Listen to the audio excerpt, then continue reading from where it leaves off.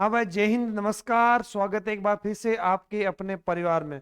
दोस्तों, आज जो न्यूज है वो बहुत ही गुड न्यूज है। राजस्थान सीईटी की है, समान पात्रता परीक्षा की। जो पहले जो थोड़े दिन पहले अपने एक नोटिफिकेशन जारी किया था, जिसमें नेगेटिव मार्किंग का जो ऑप्शन दिया था, एक तो 5 ऑप्शन दिया था अपने।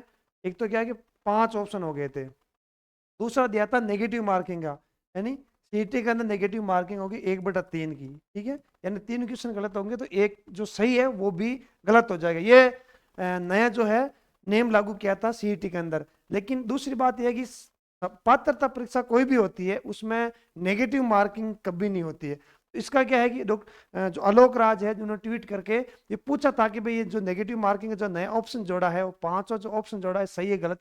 उसके आधार पर जैसे ही सारे विद्यार्थियों का जो फीडबैक गया था वो नेगेटिव फीडबैक गया था। यानी कि जो भी नेगेटिव मार्किंग का जो ऑप्शन दिया है, जो नियम लागू किया है, वो बिल्कुल सरासर गलत था। तो जो अब है ना, अब क्या गया है, वापस जो है सीईटी के अंदर उस नियम को हटा दिया गया है। यानी अब सीईटी के अंदर नेगेटिव मार्किंग नहीं है। जैसे 40% अनिवार्य किए थे, कितने 40%, यानी अगर मान लो 300 नंबर का पेपर होता है, कितने का 300 नंबर पेपर होता है, तो उसमें आपके समथिंग 120 नंबर आ जाएंगे ना, तो आप जो है इस सीईटी के अंदर पास हो जाओगे। नहीं, पास का मतलब ये हो गया, पहले कुछ ऐसे भी नियम थे कि अगर आपको जो भी वैकेंसीज आएगी उस वैकेंसी में 15 गुना के अंदर इनरोल होना पड़ेगा।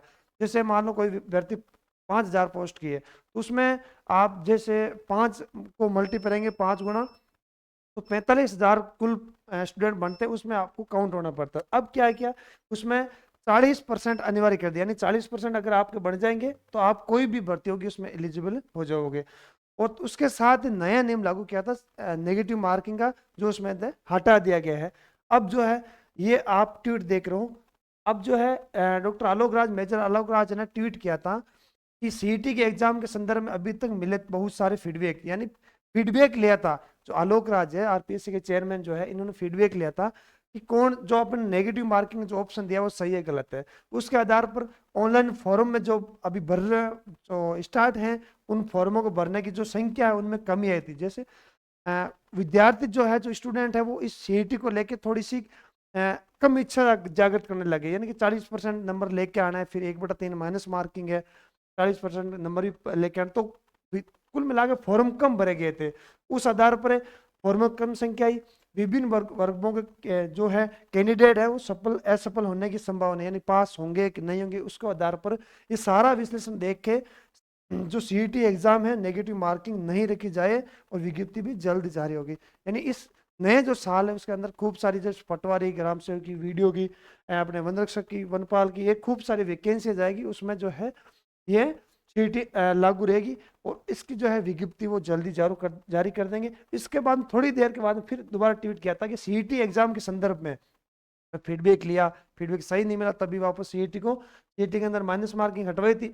उसके बाद फिर संदर्भ में अभी तक मिले बहुत सारे फीडबैक, ऑनलाइन फॉर्म की अभी तक संख्या भरी हुई संख्या में कमी है। नहीं, पिछली बार जो फॉर्म भरे थे उसके आधार पर इस बार फॉर्म कम भरे गए हैं। ठीक बात है।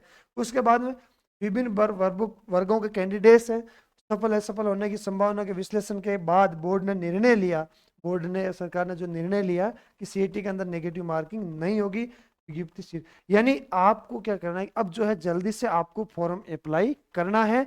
और निश्चित तौर पे आप जो है, जितने भी साथी जो है वो तैयारी कर रहे हैं, निश्चित तौर पे इस नियम के आधार पर आप जो है 40% नंबर लेके आ सकते हैं, और कोई भी जो कम्पिटिटिव एग्जाम होगा उसमें अपन जो एलिजिबल हो सकते हैं। तो अब के आज के बाद जो भी जो मेरे साथी जो है तैयारी कर रहे हैं, उनको सबको सीईटी का एग्जाम फॉर्म भरना चाहिए।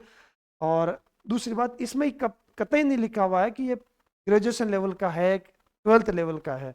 सीईटी इतना लिखा हुआ है कि सीईटी के अंदर नेगेटिव मार्किंग नहीं होगी। तो दोनों जो एग्जाम हो गए, उन दोनों एग्जाम में सीईटी में अंदर नेगेटिव मार्किंग नहीं होगी। तो इस बार ये मौका नहीं चूकना है अपने को, सीईटी का अच्छे से तैयारी करके, जैसे सितंबर में एग्जाम है तो ग्रेजुएशन लेवल का, तो उसकी अच्छे से तैयारी करनी है। उसके बाद जो है आने वाले एग्जामों में तैयारी अपने को एग्जाम में पास करना है। ठीक है।